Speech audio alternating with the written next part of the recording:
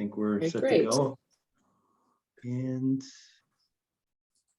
I will try to pull up the agenda. I had it up. Great, thank you. My computer crashed, so I'm trying to restart it right now. Great, so do we need to do a motion to call things to order?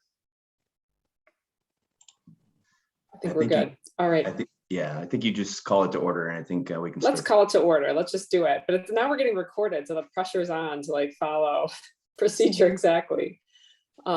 So I guess I will start since this past year was chair of the police commission. I'm Laura Albert. I am a professor at UW-Madison in industrial and systems engineering, and I have been on the committee for about 3 years, and I was on the public safety committee before this. And I live in Middleton Hills. And I'll pass it off to Dobie, who's next on my screen. All right. Hello, I'm Dobie Giles. I also work at UW. I work at the med school. I'm a female pelvic medicine and reconstructive surgeon in the department of OBGYN. I live in North Lake, and I've been on the committee for a year. Great. I think Terry's next on my screen. So hi, I'm Terry Garino, and I've been on the commission, I think just a little over 3 years. Also, I live in Middleton Ridge. I also work on the UW campus, but I work for the federal government. Nice to be here. All right, Paul, you're up next. My name is Paul Kinney. I live in Middleton, downtown, and I have been on the committee since, gosh, it's got to be more than 10 years. And I believe then we have a new member. I'm April. It's my first meeting. I'm an outreach specialist for the School of Medicine and Public Health for the All of Us research program. And I'm also an MBA student at UW-Madison. And I live off of Parmenter Street in Middleton. Great. And then we also have Susan West on the call here. Okay, I'm Susan West. I'm the alder for District 6, which is Middleton Hills and Middleton Ridge. And I just want to hear about your budget. Great. All right, so that's a roll call. Welcome, April, who's a new member to our committee. Next is the public comment section. I don't see anybody else that needs to be admitted to the meeting, so I don't believe there's any public comment. All right. So then the next thing we can roll into the approval of the minutes. Move approval. Second. Any discussion? All right, all in favor? Aye. Aye. Hi. All right, these are approved. Great.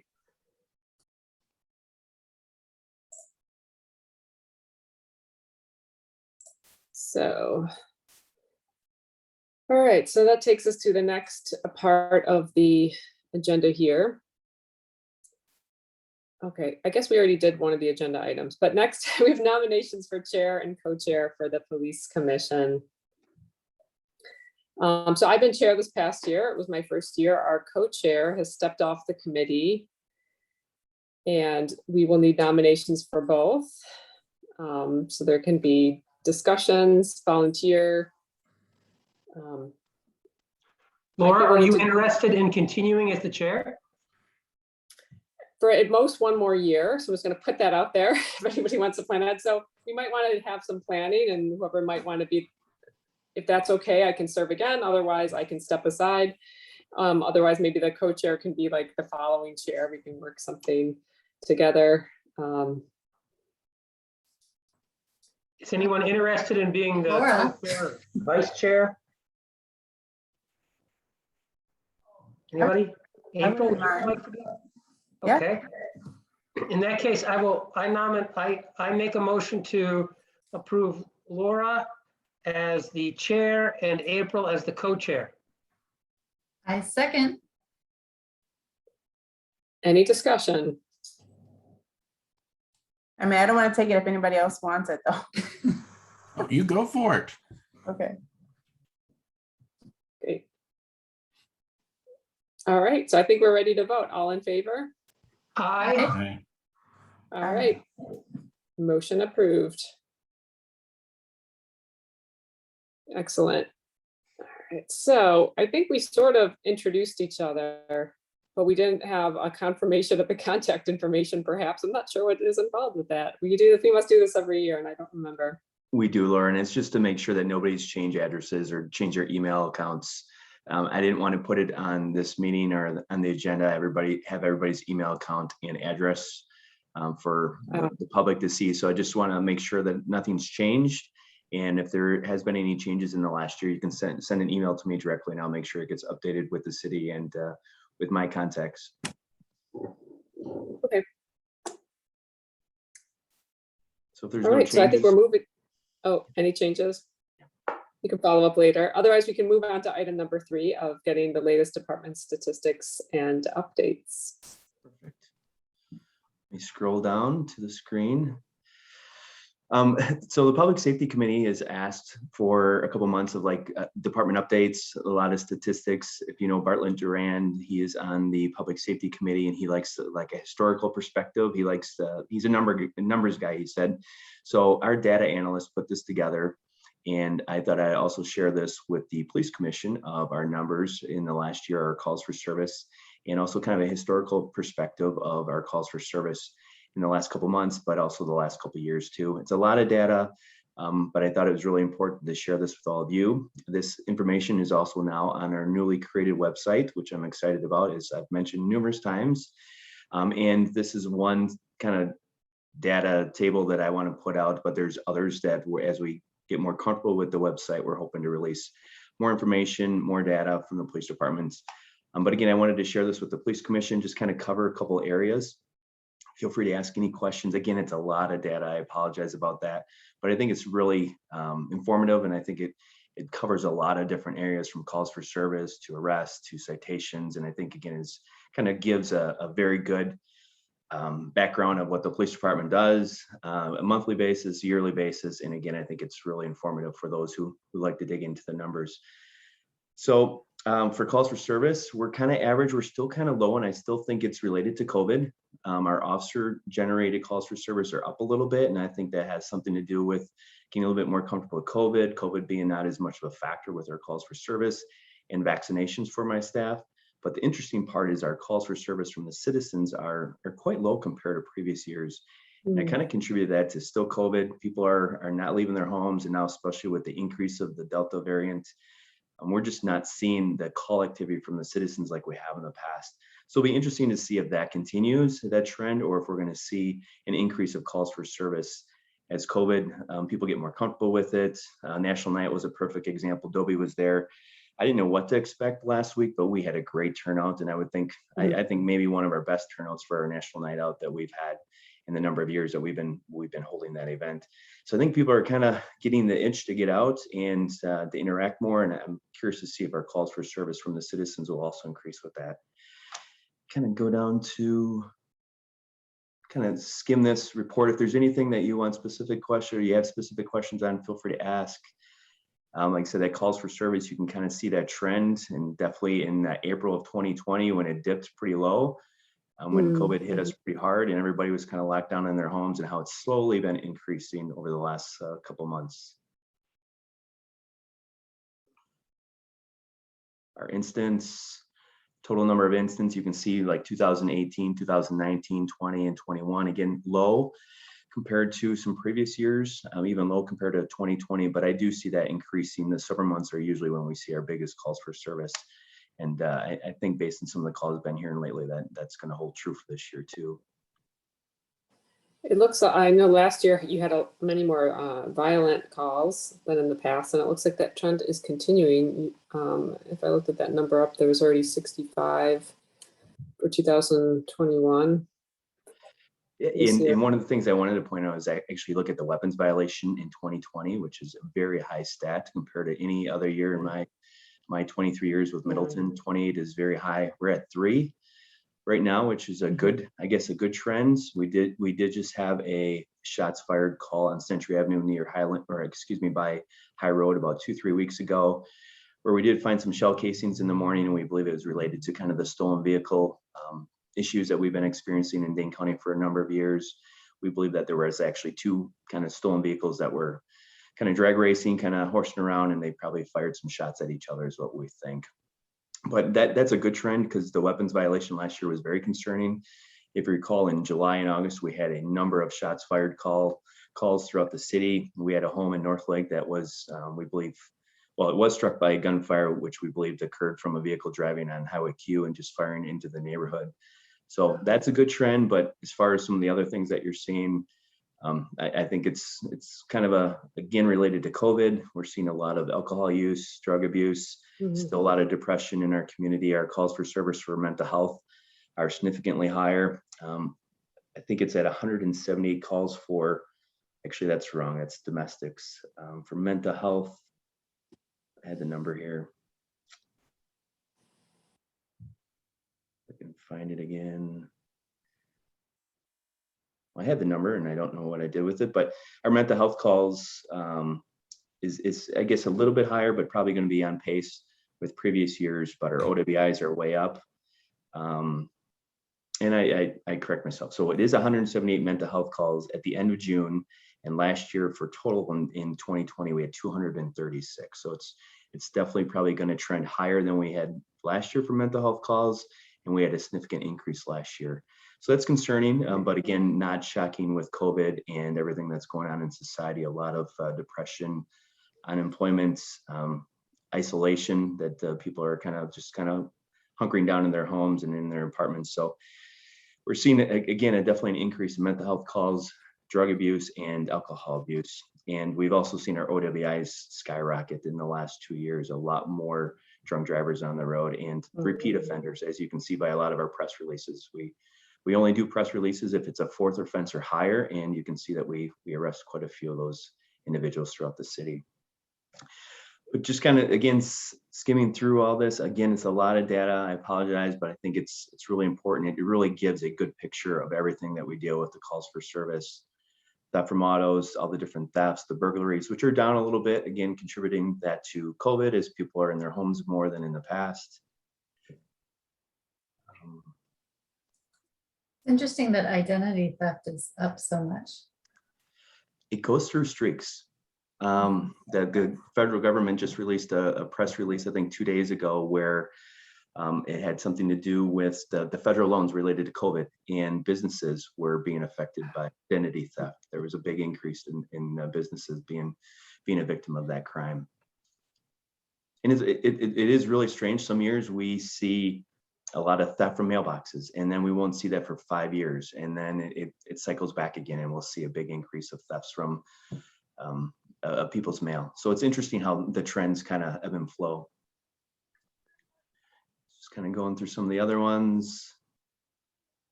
Again, just wanted to provide some background on the department stats, and again, what we're providing to the Public Safety Committee, who looks into these stats a little bit further and more detailed. And again, this information is going to be on our website moving forward, and it'll be updated every single month. So any specific questions about the department statistics? Again, I just want to provide an update on that. Yeah, can you go to the next page? That one right there, Dobie? Yeah, sorry, I'm a retentive individual. Your top 10 violations, you have possession of controlled substances on there twice. So if you look, it looks like there's nothing in 2021 on the second row up. Yep. See, they dropped out. They went from 15 to 0 for 2021, but then it's also listed down third from the bottom. Thank you for pointing that out. So we changed our records management system in October. And the reason I didn't release this earlier is there was a lot of issues. There were information that was just missing data. And in fact, we're still working on one. If you observed it, we had 5 abductions this year. That is not accurate. We didn't have 5 abductions. Those are domestic related calls for service where there was a charge of false imprisonment. Well, false imprisonment in our new records management system don't match up. So that's where that falls right now. We're trying to get that corrected. But thank you, Dobie. I will make a note of that and talk to our data analyst to get that changed because it shouldn't be listed twice. Thanks. Anything else?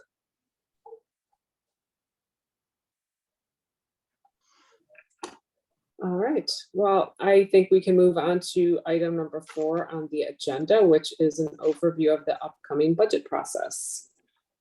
This can be pretty quick, as I'll basically tell you there is no money, as we've heard for a number of years. The city is limited based on tax levy limits, the growth of the city, and we were given direction a couple weeks ago that again there's very little to no extra money to add staff.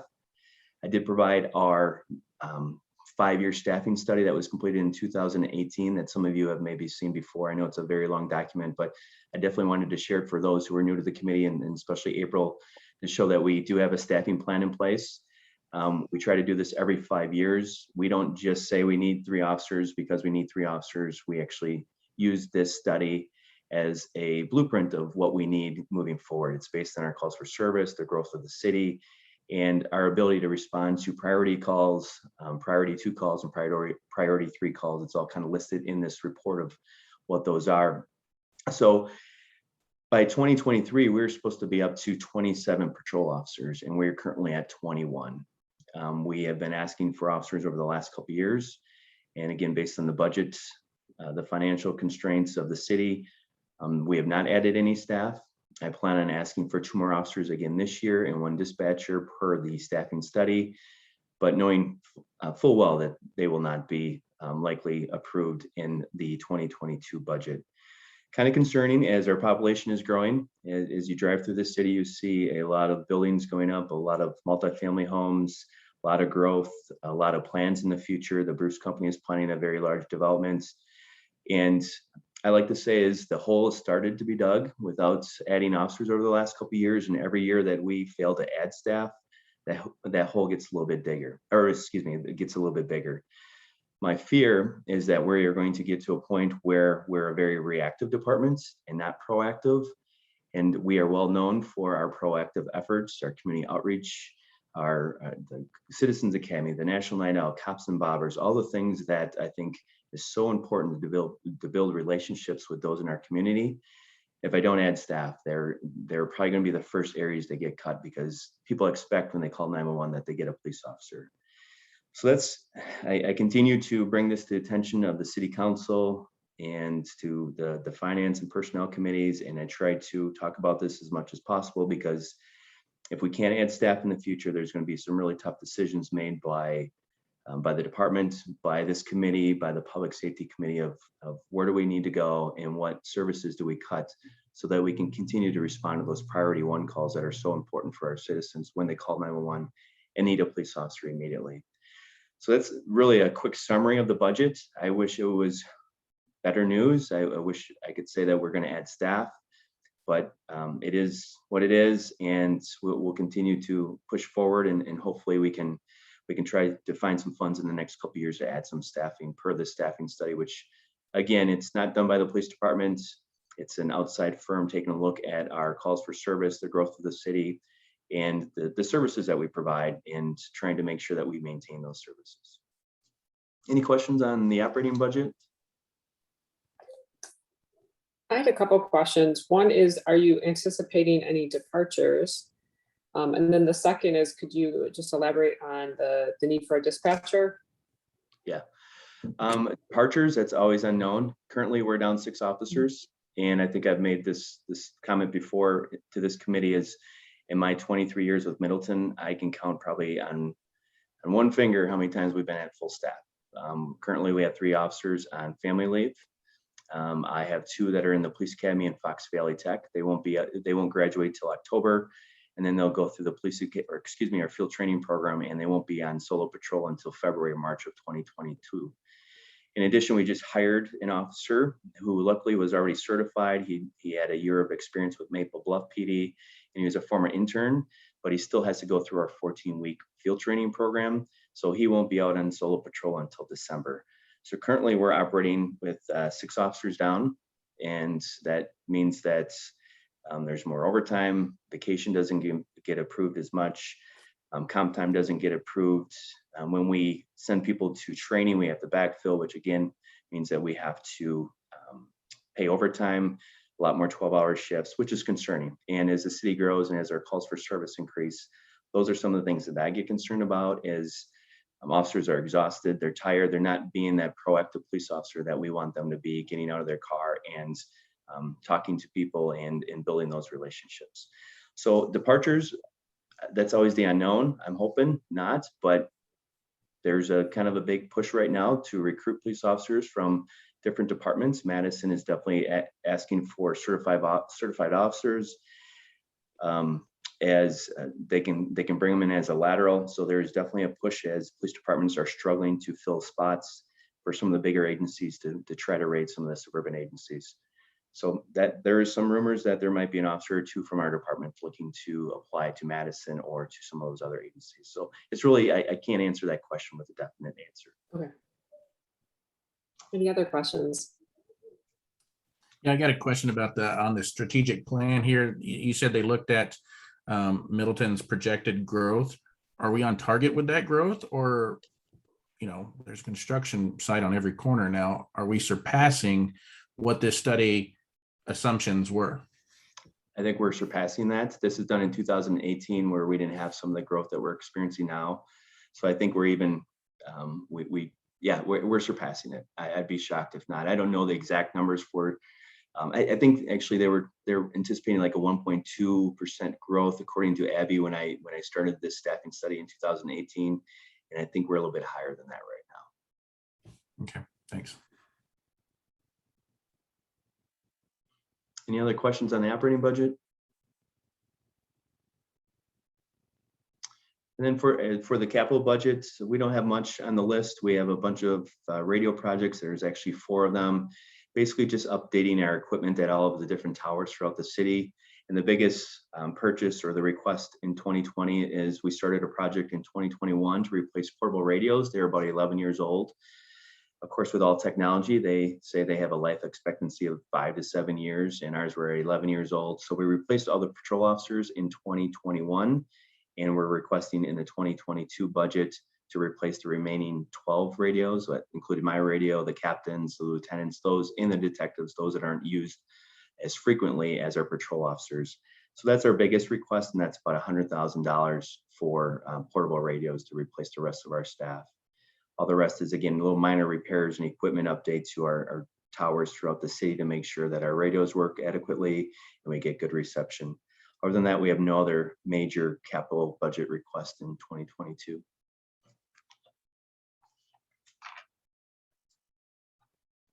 Any other questions on the budget?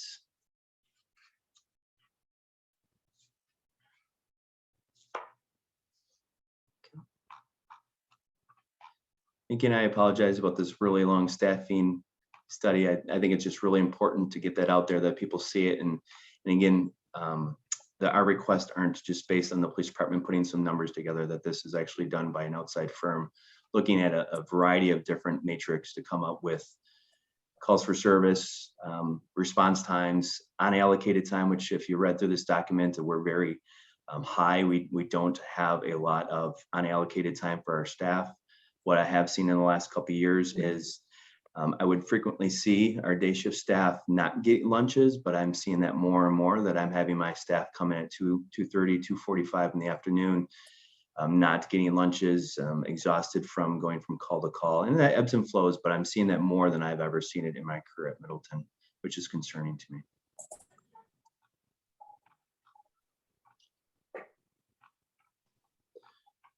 Is there a page that has the radio information in this long packet? I've been trying to find that, and it's kind of a random question here, but The portable radios? or the radio issue you just discussed in the budget, and No, this is a staffing study, and that's the just in portable there, and then it radios- kind of goes to the next one. Yeah, so Okay. the budget documents aren't finalized yet. That is something that I'm working on. Okay. They're due next Friday, and then I will bring it in front of the Public Safety Committee for approval. But that's just one of the items that are on that list, but that is not, those documents are not included in any of these pages here or in the agenda. And your question about the dispatcher, I apologize, Laura. That is based on the recommendation in the staffing study, based on calls for service, covering vacancies. They have a formula, so how many full-timers you have, how many vacation days they earn, how many times you have to backfill to cover those vacancies.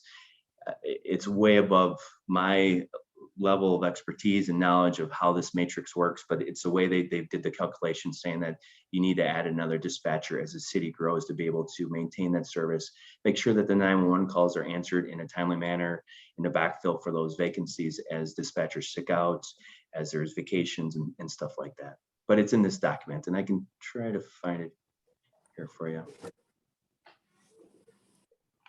They did a nice job of summarizing them. Okay, did you lose a dispatcher, or is this just for growth? Just for growth. This would be addition like police officers. As a city grows, as the demand increases in the comm center along with patrol staff, they're just recommending that you also increase staffing in the dispatch center, the communication center. Did you notice anything, any issues arise? You mentioned like response times. I know there are national standards, like all calls should be picked up within 10 seconds. And then I know for ambulances, it's dispatched within 106 seconds, Yes. Something like that, or about 100 seconds. It kind of depends on a couple things, but I didn't know if you track that, or we could take a look at that. If there's some concerning trends, that would be nice to know about. Yep, we do track it. So I don't know, I don't have the exact stats in front of me, but it's like we answer 99.8% of our 911 calls within 30 seconds. It's like 98% within 20 seconds. We have a very high rate of answering those calls. We're above the national average. Again, like our calls for service with the officers, it's trying to stay ahead of that so we don't run into issues. We don't drop the level of service that we're providing currently. And again, as I mentioned earlier, it's that hole that has started to be dug in every year that we don't add staff. And as the city grows, it's going to be more and more difficult to offer those services or maintain those services to the level that we have been providing to the city for a number of years. So it's kind of a proactive thing, have the staff ready as the city grows. As I mentioned earlier too, there's a number of large developments that are being planned, which is concerning to me as we don't add staff. Yet the calls for service are going to increase as more citizens move to the community. It's just, unfortunately, that's just the way it is. As the city grows, so does the calls for service.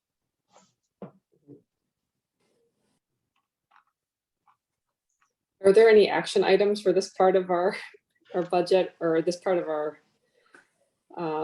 agenda today? There isn't. It's just more informational, just to make this committee aware of the budget process, where we're at, what I'm requesting, and again, the very high likelihood that there will be no additional staffing added to the police department, even though we've been asking for it, and the staffing study is calling for it. Okay. Any other discussion?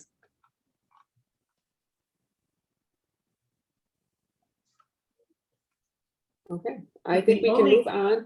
I did have a comment, I'm Oh, sorry. I mean, even though there's no action item required, we certainly have the right to go to the city council and advocate for an increase in the budget as citizens and as members of the commission if we want. I mean, that's something we can do, although that's not really an action item. Thanks, Paul.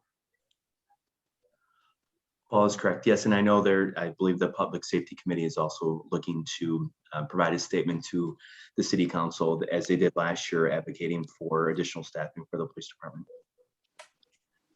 And Laura, I believe, go ahead. I think Susan West has her hand up, Laura. Okay.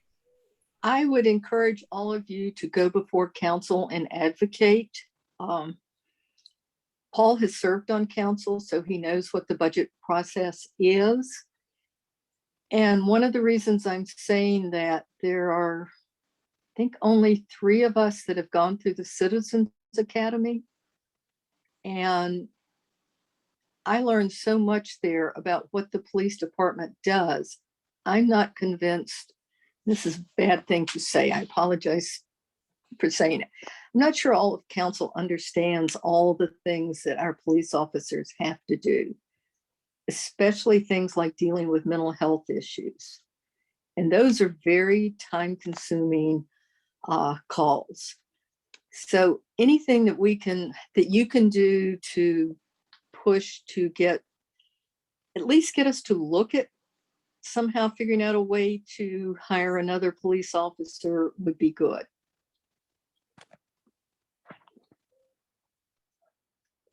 Thank you, Susan. All right, any other comments? Terry?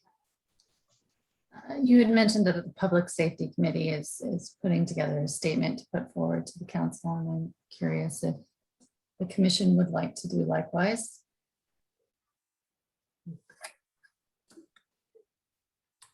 What do you I all would think so. Certainly wouldn't object if somebody wants to put something together and circulate it. Yeah. I'm also I have to admit, I'm ill-informed of the exact budget process that our city goes through. So I'm curious to know more about how that works. I think I need to educate myself. I don't know if Paul or Susan, you want to give us a quick stuff? Terry, I can answer that question and Sure. what the problem is. The city budget we have multiple sources of revenue: property taxes, fees for services, state aid, and so on. Back in, I don't remember the date, but going along with Act 10 under Scott Walker, the state legislature took away the city or all municipalities' ability to raise the levy, which is the amount of tax dollars brought in, or amount of revenue brought in from tax dollars, property taxes. We can no longer raise it to cover inflation. So the city has been covering inflation with dollars we receive for new growth. And we can still borrow whatever money we want for the capital budget up to a certain extent. But police officers' salaries, benefits, road salt, gasoline, paper, pencils, all of that come out of the operating budget. So we have had a real problem increasing staff, but yet we can borrow money technically for whatever we want. So that's where the problem is that we're covering inflation costs and growth in staff with what we receive for new growth. And you could ask any business owner and they'll tell you it's not sustainable. Thank you for that. I'm curious about potential other sources of revenue besides, since we obviously can't increase property tax. What about the corporate tax? Like how much, and can any tax from local businesses be dedicated or earmarked toward a certain cause? You have a pet I too. just don't know. I think it would be interesting okay. to research that a bit. From businesses, it's still property taxes. Same as homeowners. Except for maybe a very small amount for things like computers and what they call personal property. Right, and it sounds like all your personal property is listed in the budget under capital expenditures instead of just real property, in other words, buildings or structures. Buildings and structures, yes. But personal property is also like the radios, you had mentioned that's part of the your capital budget, Troy, where I would think it would just be normal supply line and not like a full expenditure, right?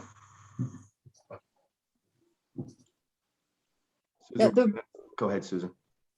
Yeah, the radios are a capital expenditure because they have a life longer than 5 years.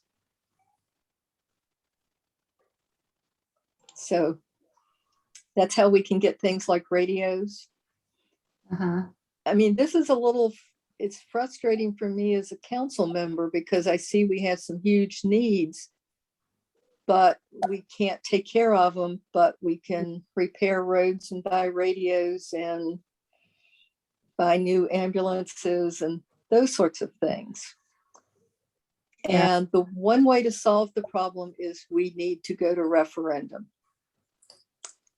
So has there been cost savings this past year as people have been doing more telework versus, and we've moved to more digital, the amount of supplies and equipment costs probably have gone down, I would assume, as it has the budgets. No, for actually, us. I would say we've had to buy more computers, cell phones for people to work at home, that kind of thing, Zoom contracts. I'm not sure it saved us any money. From the police department standpoint, it did not. We also had to purchase a lot more PE gear. The purchases of gloves, the protective gloves that our staff has to wear, or that they have when they go on EMS calls, they went through the roof. Prices did almost tripled. PPE gear was very difficult to find. Those costs were outrageous too. They're slowly coming back now. Ammunition cost skyrocketed. I definitely don't think we had any cost savings. If we did, is because we had to delay replacing some of our officers that departed. And we also had about a $65,000 gap to make up with our SROs not in the school and not being reimbursed by the school district. So we had actually, I think, more challenges this year based on some of the increase of cost and also, again, the SRO issue and not being reimbursed by the school district.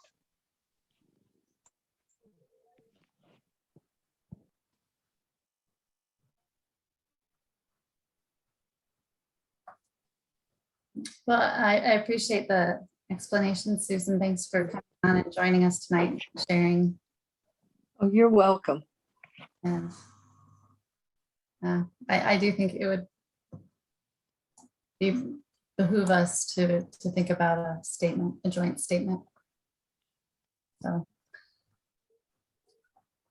I'm definitely, with all you professors out there, I would suggest that probably more of the articulate folks are those like who could make a more compelling argument than someone like me who works in admin and budgets all day long. Yeah, I'd be in favor of a statement too, especially in light of some of this information. I mean, there's a lot to do out there, and these relationships with the community is really important, especially if you look at things that can't really be solved in a single call. We've talked about mental health, substance abuse, where there might be kind of the relationships matter, and then kind of sustaining the relationships and giving things enough time to do what you can. Ultimately the solutions in some of those cases are beyond what the police can do, but police play a really critical role in first responders, and I've really seen that during the. It'd be great if we could quantify how much cost savings are realized because of proactive community policing. Like, because we've built those relationships, I wish, and there's got to be studies or research out there that shows something about how communities that do that see a lot less crime or violent crime. But I don't know. Laura, do you have? Yeah, I know a little bit. So my first ride along was in Richmond, Virginia, and the police there. And they were, I've since found out that they are real pioneers in this. And kind of like the central role of police is really to kind of build that trust and work with communities. And what was really amazing there is, just the variety of calls that they do on a shift. It's pretty incredible. It's a little bit overwhelming if you're doing a ride along, and you go to some of these calls that can be very uncertain, but just the care and respect that the officers had. But one of the interesting things I learned from the city of Richmond was, because they did so much with community policing, they cleared a lot of the murders, like almost 100%. And it was all because they had relationships with the community and people would come forward and work with them on clearing some of those. When the SRO issue came up, I found some best practices. Some of it was based on the city of Richmond that was developed. So it, some of that is, it's like, you can, when you have the proper staffing, you can kind of do things the right way. And it's not always like a linear formula, which sure there's some kind of formula with some of that. But things can kind of come together a little bit there. And in some of my current research now is looking at diversion for drug usage, and we've got a paper published that just came out. I can send it to the committee if you're interested, but it's based on the initiative done in Madison. And so like the numbers looked good, but correlation does not imply causation, and you don't randomly assign people to drug treatment programs. And so what we did was some causal analysis that dug deeper into the numbers, and we found that there were positive impacts. We did like 3 different analyses, but what's surprising about that study is it takes more work, even though you're ultimately diverting users to treatment, which is outside the criminal justice system. And if they complete their 6-month training program, you drop charges, but then you provide this nice carrot for them to really complete that long training program. And it takes a lot of extra work for police officers in conjunction with some social services from the community to kind of get people enrolled and to get them to stick with it. But like the solution is like, this is a long-term treatment that they need. And then, but police are first responders and they can play a really critical role making that happen. But it's not like, oh, social services takes over, it's less work for police. It's like counterintuitive. You do a little bit more work now, and then in the long run, it pays off. And so again, Terry, that formula is like, it's like, how do I kind of make that formula? But that's how I'd kind of describe it if I were to put it in words. Sometimes you can do a little bit more and do some more innovative work. I think I'm talking too much. If we are going to write a letter to comply with open records rules, we're going to need to meet to approve it. Yes. And I would also suggest, in addition to sending the letter, that at least a subset of us appear at a meeting to speak in addition to sending it. My experience in city council, and Susan, you can feel free to disagree, is that a letter has about 1/4 the impact of actually showing up and talking, although a letter and coming to talk has more impact than just talking. That's my opinion. I agree with both, that letter and talking. So, yeah, I agree too. I did want to double check about other revenue streams too, and wonder if there are local law enforcement grants, federal grants, or other that you have applied for, Troy, as a department. We have in the past. The COPS grant is one. Unfortunately, well, I guess fortunately, it's a good thing, is our crime rates aren't high enough. So we compete against big cities. Even in Wisconsin, we're not in the top 10. So those grants are very competitive, and traditionally we have not been approved for those. What I know, Fitchburg has gotten a few of those, but they're actually in the top 5, I believe, for crime for the size of their community. So we have not applied for any of them in the last year or two, but we have in the past. But in the past, when we have applied, we were not selected because, again, our crime rates are very low, which is a good thing, but it doesn't help us when we try to add staff.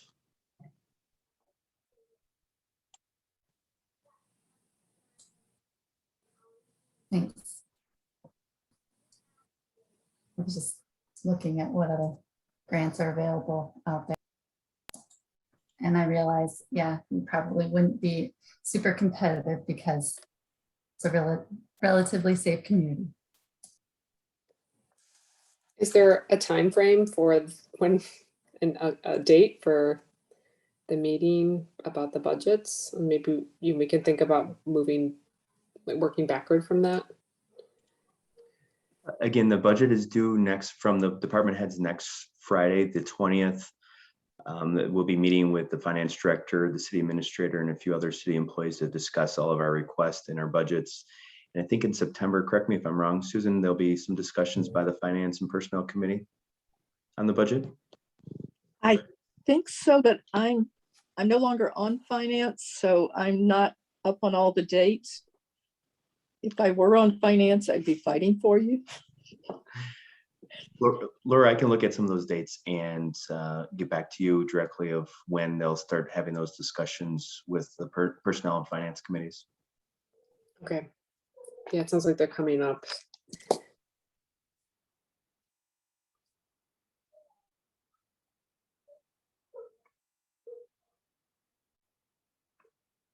Okay. Any other thoughts on that?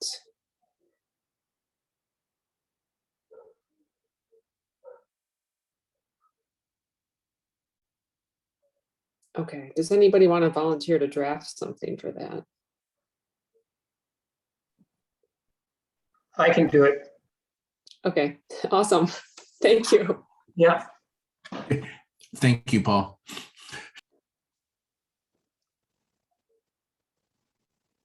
Okay. Okay, so that gives us something to follow up on after today's meeting too. All right, so I guess we're moving on to item 5 on the agenda, which is the last part of the agenda here. So Troy and I talked about whether it made sense to meet this meeting because we didn't really have anything on the horizon for us to meet, but we had a new member of the commission to welcome, and I actually wanted to follow up on something so that which is encapsulated in item number 5. And in a recent meeting, usually when there's a personnel issue that we end up talking about the criteria for moving forward on different hires and the recruiting. And there was a really robust discussion about recruiting a couple of meetings ago. And I wanted to continue the conversation when we don't have to make a decision and look at really holistically from beginning to end what that recruiting process looks like, because kind of the personnel issues are in the wheelhouse of this committee. And I don't know that we've kind of discussed things on an ad hoc basis, and I wanted to give us some space today to discuss that. So there are a lot of things in the packet, and I will kind of hand it off to Troy for an overview, and then we can weigh in. Thanks, Laura. And when Laura and I talked, I thought this was a great time, as you mentioned, to have this conversation instead of we're in need of completing a recruitment and getting approval from the police commission. So we thought this was very timely with the new commission member to have this conversation of what we might want to do differently in the future, what has worked, what hasn't worked. As we've come to this committee before, recruitment has really taken a turn for the worse over the last couple of years. So in 2016, we had 300 applications. This last go around in our 2021 recruitment, we ended up with a total of 62, but 2 of those were the same applicant. So we were down to 60 applications for a police officer position. And we're fortunate because we are still getting that number of applications where a lot of other local communities and police departments are not. They're struggling to get double digits. And it's concerning as we move forward that we're facing kind of a crisis in recruitment for law enforcement.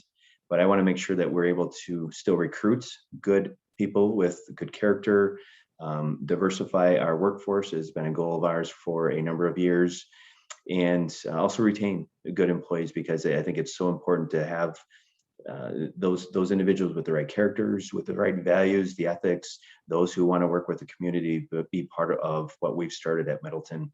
So again, that's kind of the basis of this conversation. We'll kind of go through our hiring process and kind of the timeline, mainly for those new to the commission. And April, if there's anything that comes up, any questions about how we do things, please feel free to ask any questions. But in 2014, if for those of you, it sounds like Paul might be the only one that was on the commission at the time, is we eliminated the written exam and physical fitness testing that we were doing as part of our recruitment process. What we're finding out is that we're actually losing quite a few candidates through the written exam and also through the physical fitness testing.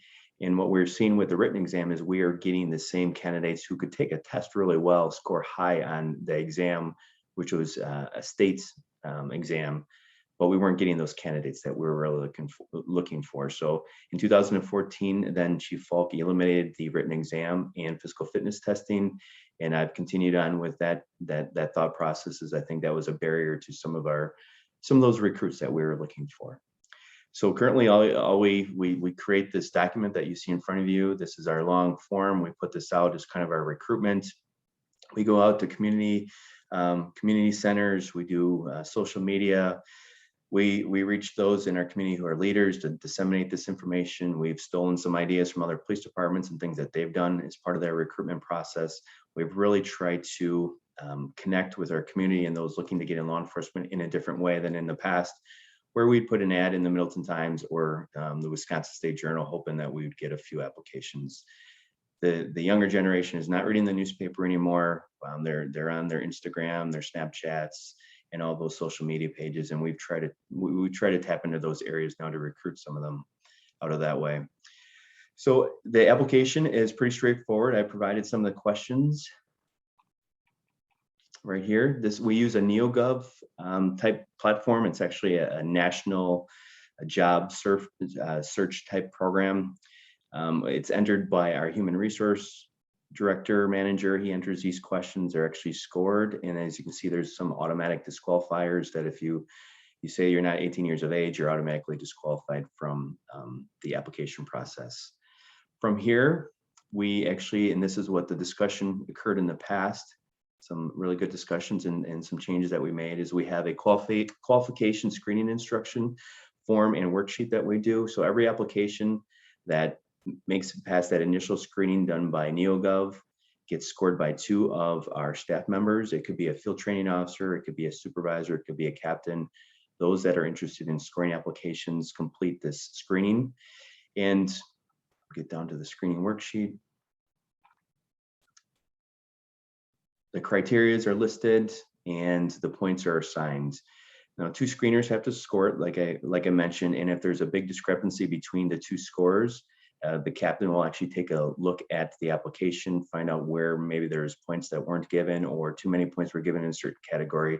And they're the ones that will actually then make the final determination of the final score for that candidate. So based on the scoring sheet, we identify the top 24 candidates, and they get 24, 26, depending on kind of what we think we should be, what we're capable of bringing in for an interview. And then we conduct oral interviews, which some of you have participated in. There's a set of questions. There's 2 panels. We ask those on this committee, the public safety committee, the business community, the school district has participated in the past. We also ask for one of our field training officers to sit on those interview panels to help score the candidates during that part of the process. From there, if they meet a certain threshold, which is established, I think it's 24 points is the minimum, or 27. Dobie, I know you said in the last oral interview, maybe you remember what the final cutoff was, but if they're above that cutoff, then we bring that group of candidates to the police commission to have that list certified. And in the past, we've asked to have that list certified for 18 months. From there, we bring in our top candidates, the captains and myself. We take a look at that certified list, and we bring in our top candidates for a chief's interview. And can everybody still hear me? I'm getting a message that my internet is unstable. Okay, getting a thumbs up. The kids must be getting on their PlayStation. I apologize. So we bring the candidates in. We usually do 4, 5, 6 candidates we bring in for a chief's interview. This is very informal. There's no set questions. It's basically our way of trying to get to know the candidate. Again, getting to know their character, their values, their ethics. It's actually kind of their opportunity to ask us questions about the departments if we're one of those departments that they want to work for. And it's kind of an informal setting, even though for the candidate, it's very nerve-wracking and they're very stressed out and intense in that meeting with the captains and myself. But it has really been beneficial that we really get to know the candidates. It's not those standard questions, tell us about a situation. It's tell us about what you like to do when you're not at work. What activities do you like to do when you're with your family, stuff like that. Those questions that can give us a little bit more background and information into those candidates than those standard questions that we ask during the oral interview. From there, from the chief's interview, we'll identify 2 or 3 candidates that we want to conduct a background investigation on. And this is one of the forms that we ask them to fill out. So it's an authorization for release of information. Our backgrounds are very thorough and in many cases take about a month to complete.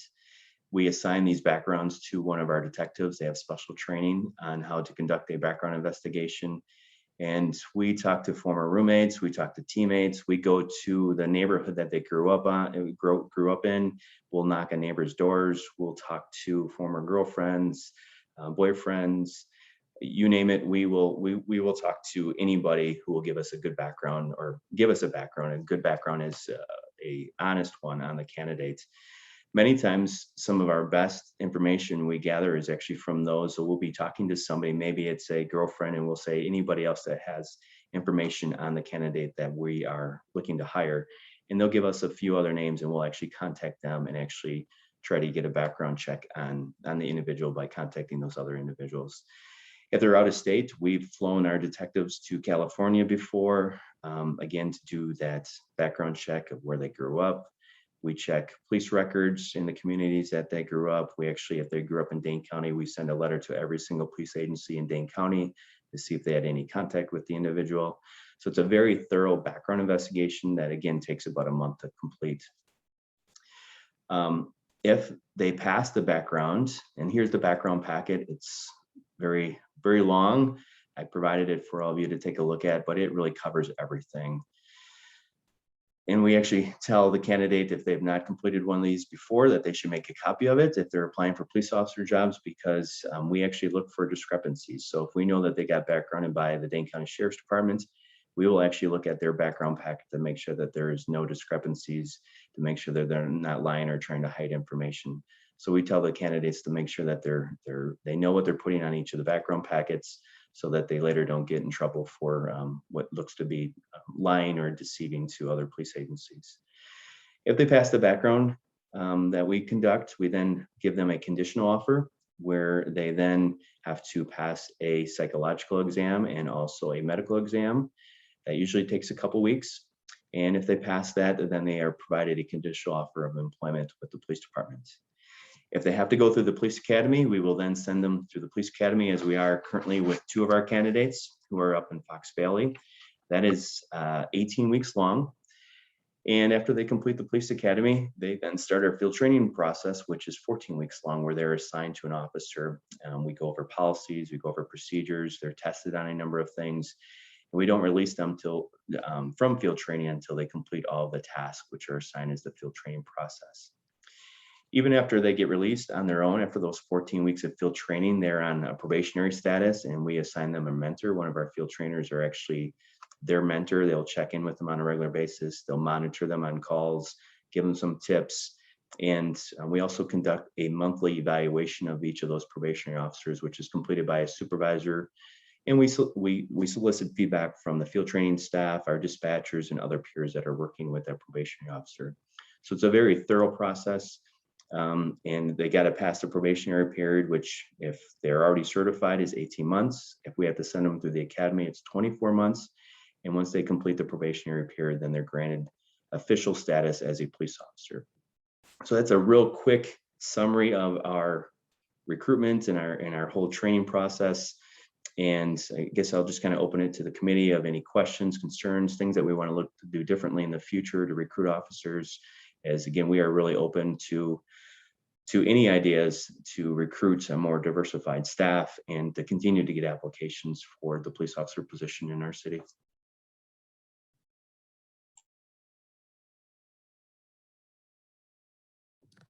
So if, let's say a candidate goes through and they're at the psychological and medical exam portion of the hiring process, and let's say something in their personal life happens and they have to withdraw, can they reapply? And if so, do they have to start over, or do they start back where they left off? Great question. So they would have to start over. And I should maybe clarify that. Are you saying like a week or two later, all of a sudden they've remedied whatever it was in their personal life, and now they're interested? Boy, we've never encountered that before. I guess if they pass the medical and psychological, and if it's for an example, passing of a significant other or family member, and at first they didn't think they wanted to become a police officer, or at the timing wasn't right, but then reconsidered after things settled down in 2 weeks, I would consider that.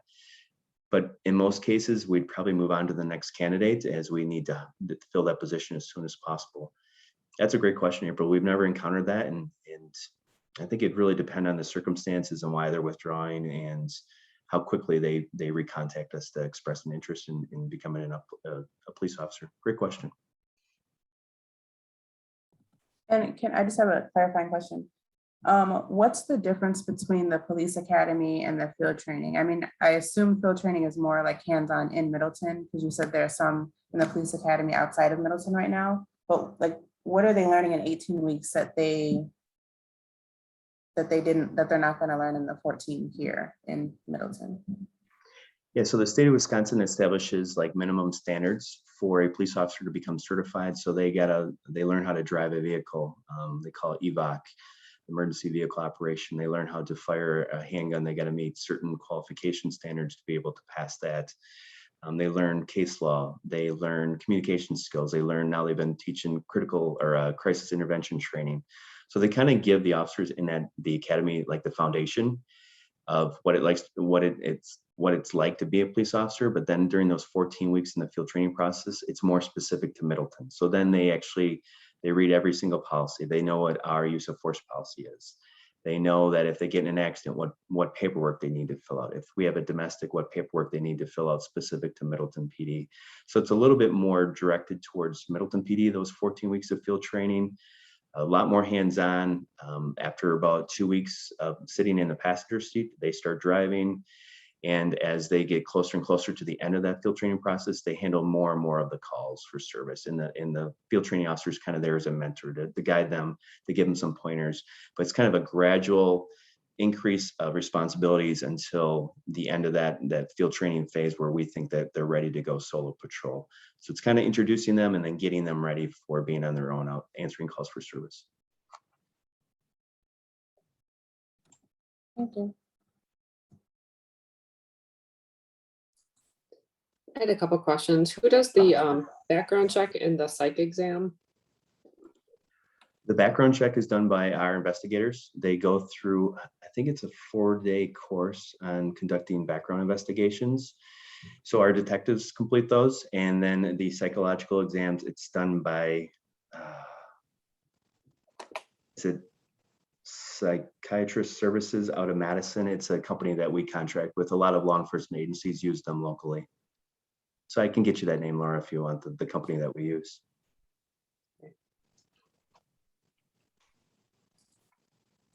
Sure, I'm curious about the criteria that's used during the chief and captain's interview process. So it seems pretty transparent up to that, how you narrow it down to the list of, say 6 candidates. But a red flag sort of went up for me when there wasn't a set of like questions that are asked during that time, and I haven't seen a criteria worksheet on how you're evaluating them. Like when we're hiring here, we always have an EEO specialist sit in on all of our interviews, and we would never be able to ask about anyone's personal life, what they do, outside of work and so forth. So I'm curious. Great question, Terry. Yeah, no, that's a great question. So our former HR manager did like to sit in on those interviews, and there are certain questions that we can't ask. So we know the ones that would be violations of the law. But questions like, what you like to do in your free time, hiking, play basketball, stuff like that, from my understanding, is not a violation.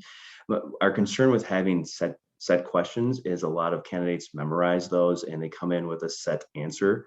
So, I will ask them, for example, we have the Battle of the Badges event coming up this past weekend. So I will say, do you play softball? We have a really big charity event against the fire department. Give a background on that, how we raise funds for childhood cancer. It's kind of breaking the ice to get to know them more than them coming in and sitting there and answering these set questions that a lot of them have memorized, they have gone through before.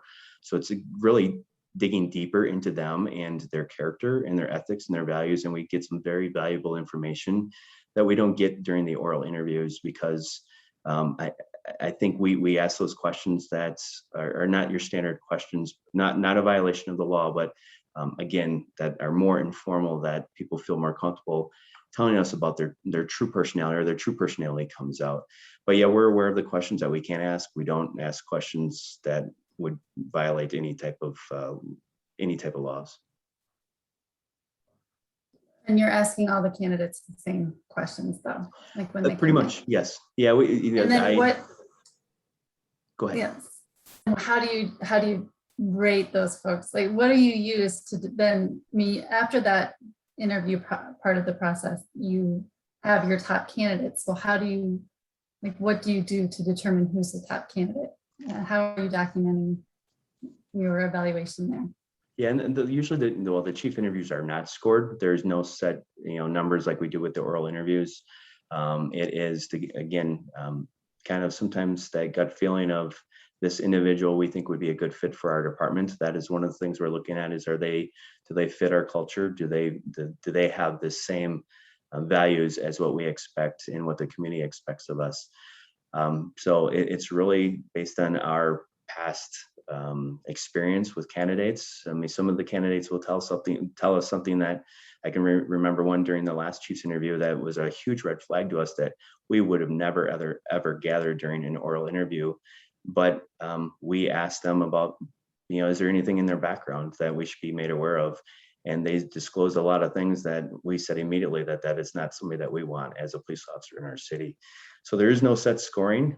We haven't ever been told that what we're doing is concerning. And in fact, I think a lot of police departments do what we do as a chief's interview. And it's a way, again, to get more information from a candidate than just through a normal oral interview, like what we conduct with police commission members and with public safety and with the school officials.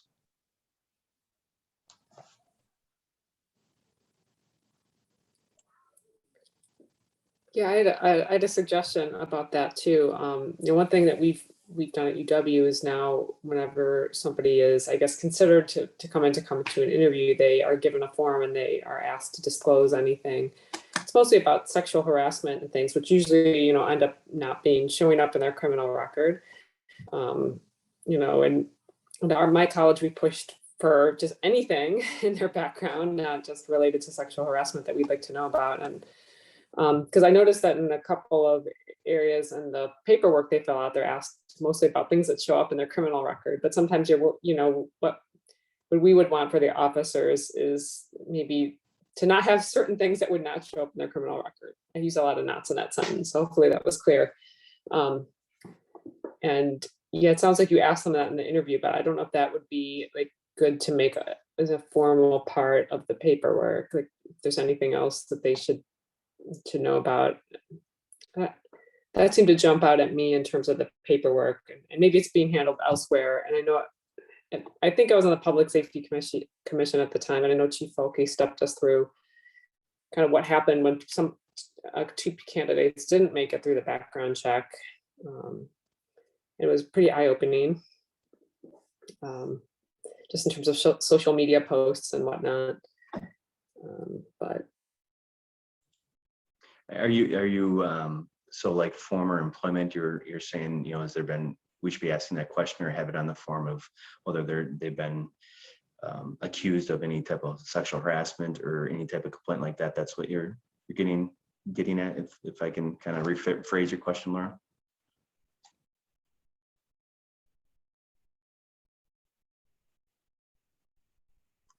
And Yeah, the two different things.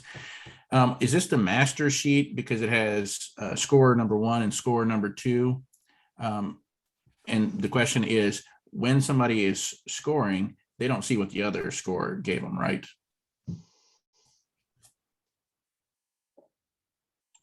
I apologize. I have an unstable internet connection again. So Dobie, if you had a question, I apologize. I did not hear it. Oh, no, that was me. I had it on mute. Sorry. It's back to that form where you have the two scores. That's the master sheet, I'm guessing. When they are scoring it, they don't get to see what the other person scored. Okay. I should take that back. The second scorer could. They would see the first screener's score, and then they could see, they could reference that if need be. But that's a good point, is maybe we should change that. Yeah. I think those should be separated because that would could potentially bias somebody and their score points. So I think a screener should have totally separate things, and then you can compile it onto this sheet. I concur. Great point. I will make sure, I've made a note of that, and we will make sure we get that changed. Great point. Okay, so do I. And April, I believe you had your hand raised. Yeah, so kind of a two-part question. So what constitutes someone not passing background during that month-long background check? And if they don't pass, do you let them know why? I'm trying to think, it's a wide range. So again, discrepancy in information that they provided to another police department that we find out that they didn't provide to us. I think in the past, the major one is probably lying or failing to disclose a lot of police contact or concerning behavior that was discovered during the background investigation. Social media posts, like we mentioned, is digging into posts from years ago. There's a wide range, but I'd say probably the biggest one that I've seen since I've become the chief is failing to disclose law enforcement contacts and really concerning behavior that we would not want a police officer in our department to be doing. And that could have been 5-10 years ago. And sometimes people have great explanation. They come in and they explain that, you know, I was in college, I made some poor choices, I've changed, I've done this in my life to mature. They can explain some of that away, but the more recent ones were in college, I did this, I got a citation for a fight, and they didn't disclose that to us is really, really concerning, because we tell them to disclose every single law enforcement contact, from traffic stops, to drug use, whether it was recreational use, taking prescription medication that wasn't prescribed to them. We ask them to disclose everything. So if that's discovered during the background that they didn't disclose that, but that we become aware of that, that is one of the criteria that we would wash the candidate out of our process. And as far as disclosing that information, we do disclose, we don't go into detail, especially for a lot of issues, but we do tell them kind of a general of, you didn't disclose everything that we asked you to disclose. And we discovered some things that are concerning, that you're no longer considered a candidate for our police department.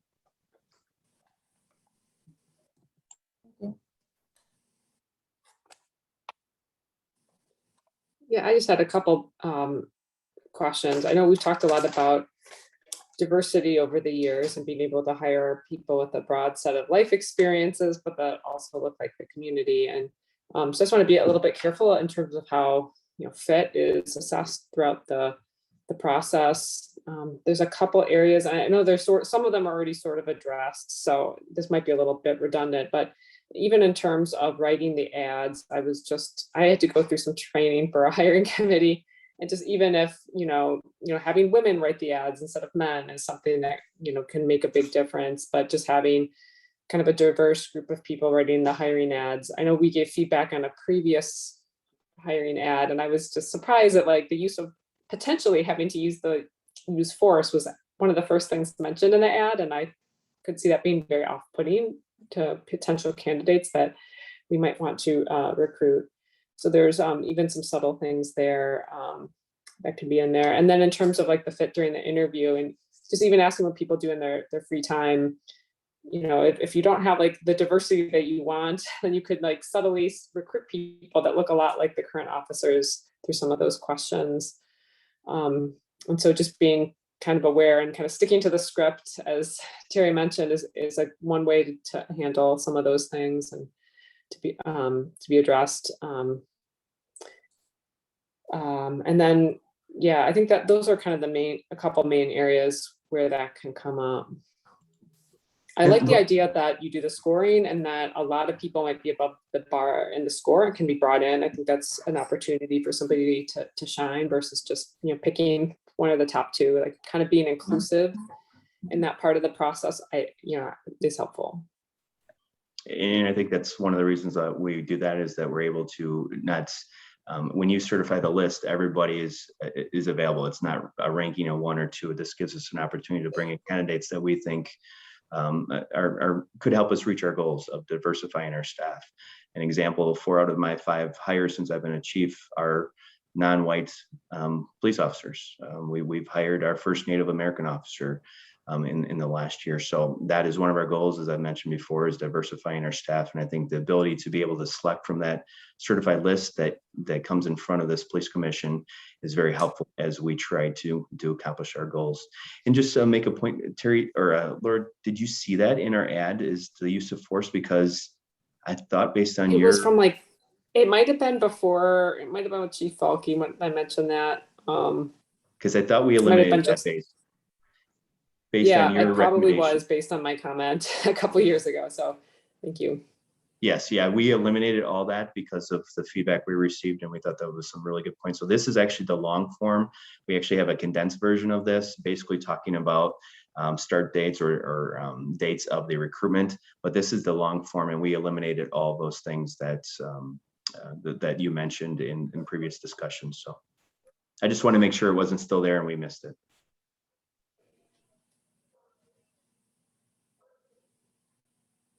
And then we noticed like outside of this is like, where do you put the ads? How do you do the recruiting through social networks? And I know that is definitely in my wheelhouse. I do that in engineering all the time. And I'm actually working on some stuff now. And you end up having to put a lot of effort in for somebody. But you know, that one officer that you'd never be able to recruit. I mean, you don't have such a huge staff that can really kind of transform things. Sometimes it's worth the effort, and it's worth kind of everybody's time, just learning how to value a lot of diverse viewpoints and contributions. But some of those relationships, especially with officers who have an interest, I would encourage you to support their efforts to grow their professional networks that you can capitalize on, and so they can kind of, you know, kind of help with all that, but also themselves grow professionally. And we have that's something that we've done over the last couple of years. Unfortunately, it goes back to what I talked about earlier in this meeting, is staffing issues. And when I'm down 6 officers and I still have minimum staffing that I have to have officers take calls for service, it's sometimes really difficult to get that accomplished. I wish I had the staffing like the Sheriff's Department in Madison to have a recruitment team. That would be fantastic. I know we could do a much better job of outreach and recruiting candidates. It's just, I don't have the staffing to do that. But yes, I have many visions of a recruitment team, and what we could get accomplished is just, unfortunately, with a small department, we just don't have that capability and the staffing to do it. And I just also want to mention, I brought this up before, is I think some of our challenges are currently the scrutiny that law enforcement is under. We are not seeing a lot of candidates that want to get in the law enforcement profession, and I truly don't blame them. And secondly, as I mentioned to this committee before too, is we are competing with some really good police agencies locally, 2 of them, Madison and Dane County Sheriff's Department, who offer a lot more opportunities and a lot more benefits and better pay than we do. So we're all fighting for the top candidates. And, you know, if I was a young officer or a young individual trying to get into law enforcement, Madison and Dane County Sheriff's Department would be on my list of departments that I'd want to work for because of the opportunities as you progress in your career. So those are some of the challenges that we got to overcome to try to recruit individuals to Middleton PD, where that's just based on the size of those 2 other agencies. They don't have to sell as much to those folks trying to get into law enforcement, as their department offers a lot to individuals. So those are some of the challenges that we're facing right now. I think the biggest one is just the lack of individuals interested in the law enforcement career. And we're fortunate, we have a great reputation, we're accredited. I talked to many other officers throughout Dane County, and they always say great things about Middleton. I think that helps us, but I'm concerned as we, my internet is unstable again. Hopefully people can hear me. People can still hear me? Kind of going in and out a little bit, but we can hear Sorry. you. So, you know, those are some of the challenges that we're facing that we got to try to overcome and continue to recruit good people to the police department and continue the tradition and the quality of service that we've been. You're frozen now. Maybe that's a sign I should just stop talking. I'll be done. Well, you're completely, Yep.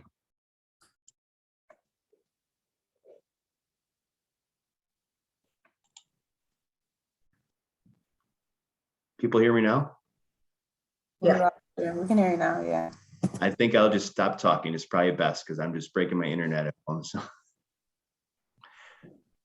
I don't want to beat a dead horse about unconscious bias or anything about that with the chief and captain's meeting. But one other important question I had about that was, are all the captains there? And I mean, it's just the three of you in there.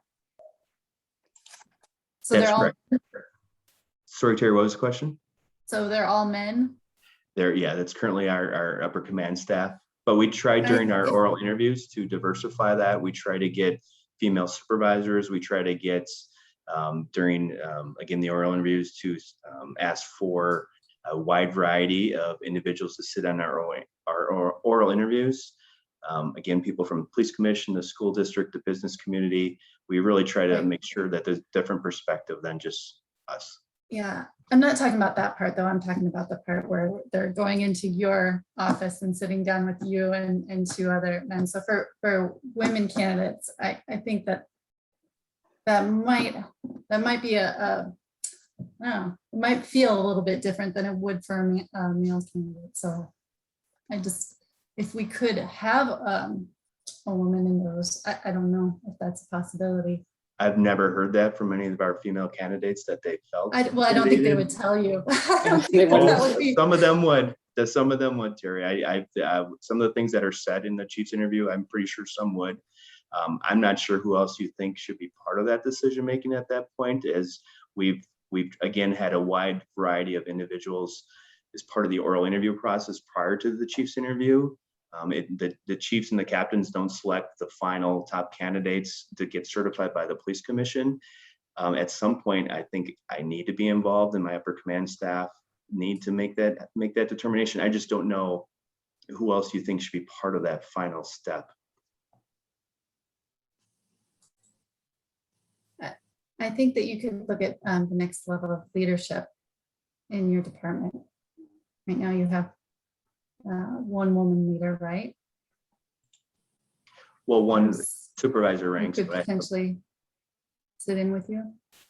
It's an idea, and I wanted to throw it out there just because I know that it's important for you to also recruit more women officers.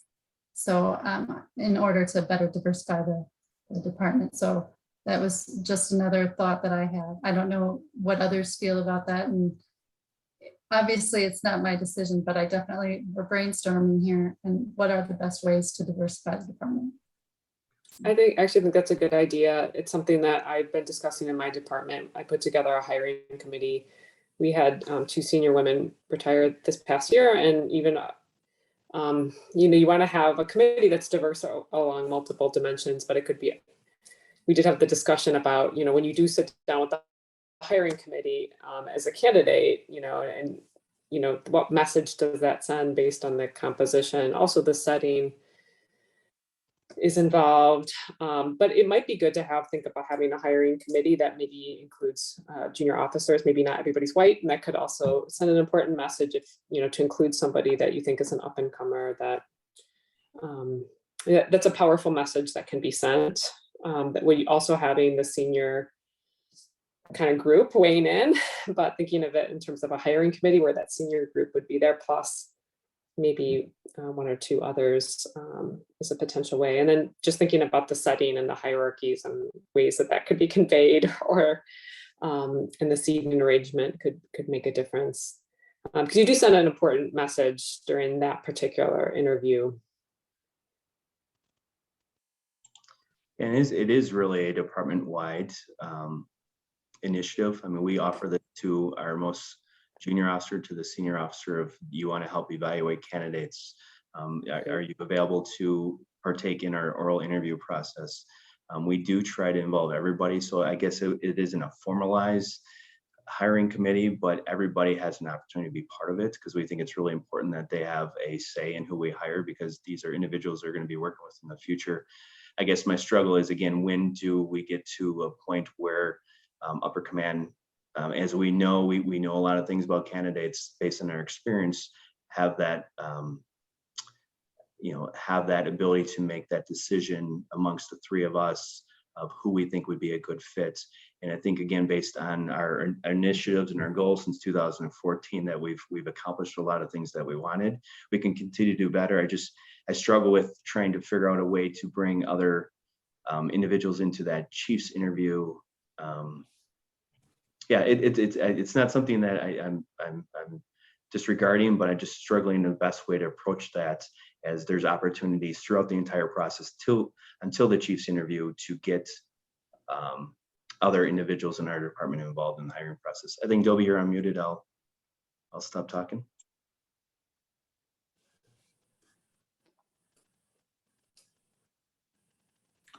Oh, no, I'm sorry. I didn't have any other comments. I would just say if there's any changes that it be consistent for all interviews regardless of their gender. So if you are going to have a female police officer there during that with the female candidates, that female officer should also be there with the male candidates to keep it consistent amongst all interviews.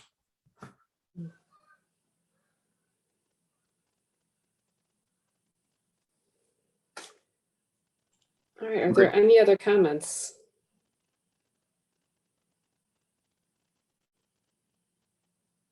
Great, so this was a great discussion. It sounds like we came up with a few recommendations going forward. I don't know if we necessarily need to formalize those, or I can, but I would say that,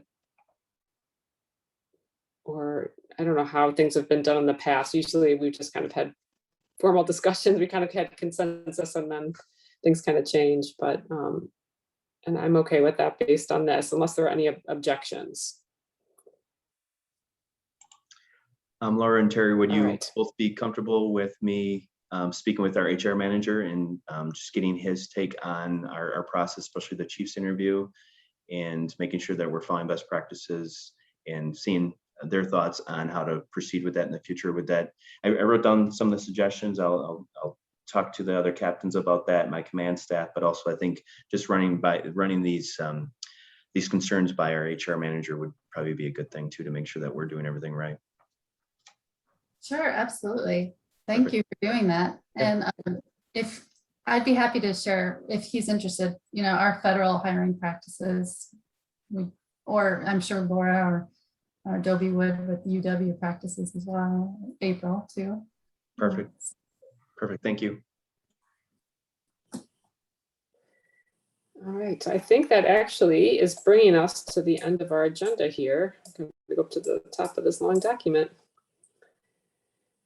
So that we can put that as a future agenda item to follow up on that. That sounds great. And are there any other future agenda items that came up? I always think of stuff too, but later. At any time, you can just send one and then we can just get that on the next agenda. All right, so I think it's time to adjourn. We've got a long meeting. Is there a motion? A motion to adjourn. Second. All right, all in favor? Aye. Aye. Aye. All right, great. Well, thank you all for a productive meeting. And again, welcome April to the commission. We're glad to have you. And I will see you all next time. Have a good night. Have a good night, everybody. Aye.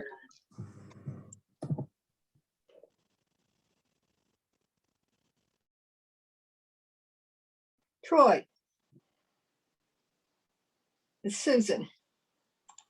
Susan, just a minute. I'm still recording, so Oh, okay, stop Just recording. let me end it